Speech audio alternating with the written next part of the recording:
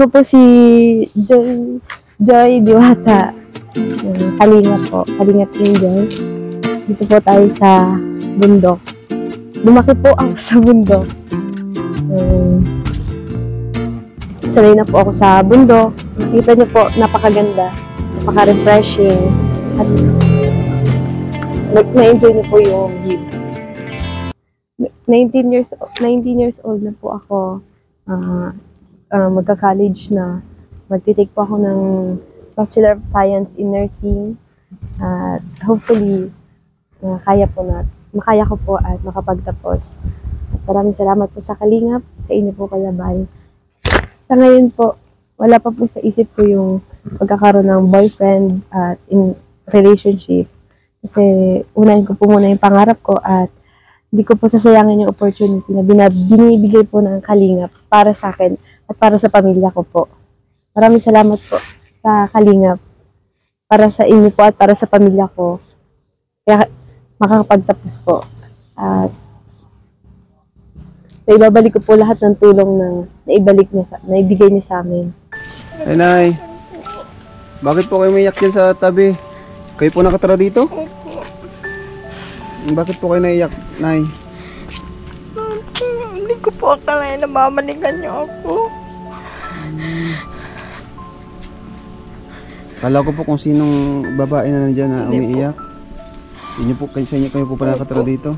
Tsaka po yung dalawa ko nagtiga po akong sahagi. Bakit po naging Ako na po ganyan ang ang bahay niyo, Lola? nakapagawa. Nay? Hindi ko na po yan maipagawa at yung pong gagastusin ko dyan sa bahay, pampaaral ko na po dun sa dalawa kong anak. Nasaan po na yung asawa niyo po? Ay wala na po, matagal, 1 taon na po at isang Hiwalay taon. po kayo? Opo, matagal na. 1 taon pa lang po at kalahati yung bunso ko. Kaya din nyo na po naasikaso ito. Wala po kayong trabaho. Ano po. Namamasukan po ako para po sa pag-aaral ng mga anak ko. Pwedeng pumasok po. Sige na. Sige po lang kayo dyan. Hello. Sige po ka. Mukhang masayain si ate, oh. Anong pangalan mo, ate? Joy po. Joy. Ilang taong ka na? 18 po. Kaya pala masayahin. 18. Kaya pala, bagay na bagay yung pangalan mo sa'yo. Di kayo pinatigis sa pag-aaral? Tuloy-tuloy yung pag-aaral nyo? Hindi po. Kahit po kami naghihirap, sabi ko po sa kanila, wag silang titigil sa pag-aaral nila. Kahit napasok po sila, kapilang kanin ang ano nila, napasok po yan na yan. Lalo na po ito, ayaw nitong ma-absent. Hindi po yan kahit di po yan nakain ng almusala, napasok po yan. Pinagagalit po ako sa kanya, ayaw po talaga niyang mag-absent. Mahal na mahal din yung pag-aaral. Bakit kahit sa kabila ng kahirapan, posigido kayo makapagtapos ng pag-aaral? Joy. Para po maiawan si mama. Para makabawi din sa kanyang mga naitulong sa inyo pagpapalaki.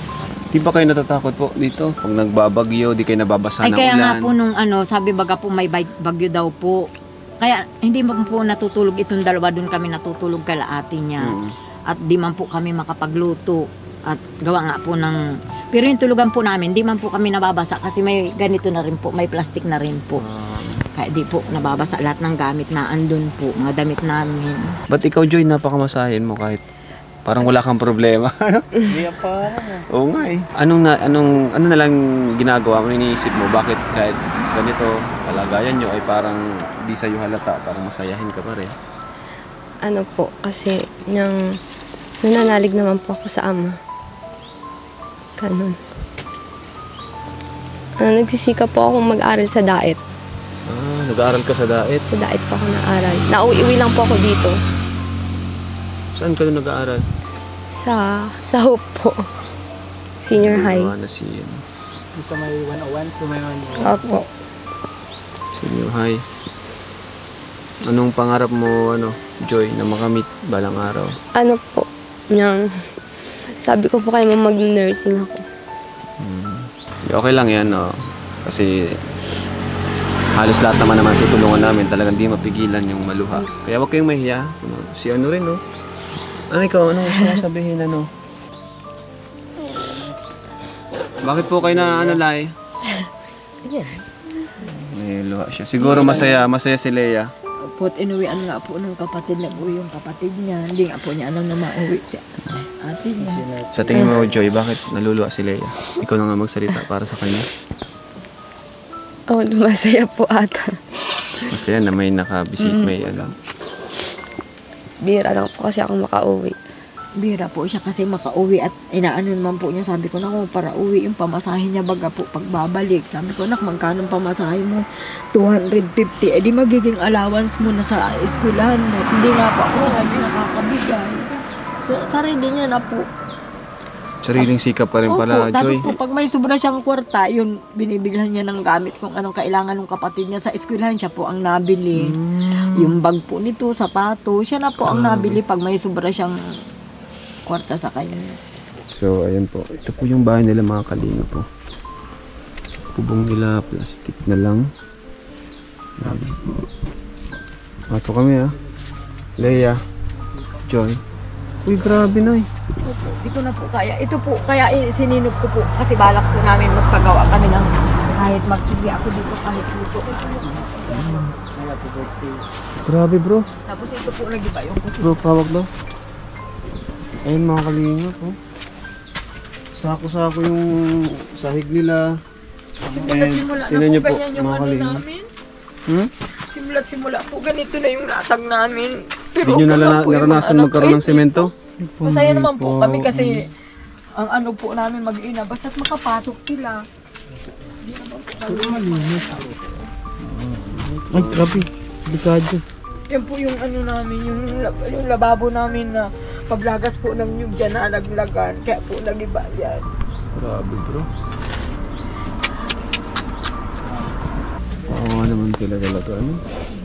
Hindi man po masilan yung mga anak ko, kahit ganito po yung bahay namin, hindi po nila ikinahihiya. Basta mama ang ano po sa akin nito, basta mama pag nakapagtapos Ano po, ako. anong sabi nyo na? Hindi naman sila? Di naman po sila maarte na ikahihiya niya kahit ganito yung bahay namin. Minsan nga po pag nasa kayan sa ano, siguro po nagugulat sila pag nakabihis si Joy, pag nalabas, nakatingin sila na ganun ang itsura ni Joy yung bahay na tinitirhan. Pero hindi po, dito yan nauwi. Grabe. Dito po nauwi, hindi man po Si sila mga anak ko nahihiya. parang masayahin pati, no? Kahit ganito ang buhay. Opo, kasi simula't simula naman po, sabi ko sa kanila, anak, makakaraos din tayo niyan, anak ko. Sabi nga po nung niyan ni Joy, sabi niya, mama, matrabaho naman ako, balak nga po niya, matrabaho daw muna po siya, pagka-graduate niya ng grade 12, matrabaho muna siya, para makatutulungan daw po muna niya itong bunso niya, pag nakapag-grade 12 naman na daw po, saka siya mapasok man. Dito po ako sa, sa bundok po. Pag wala pong ginagawa at, boring, pwede pong magtingin sa, sa paligid kasi nakaka-refresh po ng mind.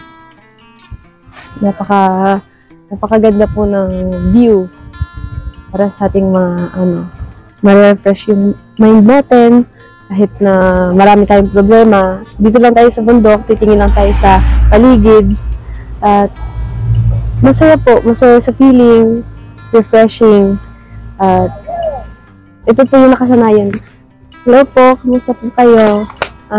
Sana po ay makarating din po kayo sa ganitong lugar kasi lahat po tayo may kinagdadaanan at kahit saglit lang po, ma-refresh po tayo.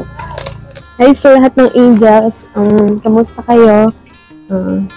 Sila Beyonce, kay Melka, kay Dara, kay Rose Ann, kay Carla, at sa lahat po, kay Reyna, sa lahat po ng beneficiary si Kuya Rab. Hello, kamusta kayo? Sana makapunta rin kayo sa ganitong lugar. Sa lahat po ng mga sumusuporta po sa Kalingap, huwag po kayong magsasawang sumuporta po sa akin, sa lahat ng beneficiary at sa buong team Kalingap, kila Kuya Bal at kila Kuya Rab po.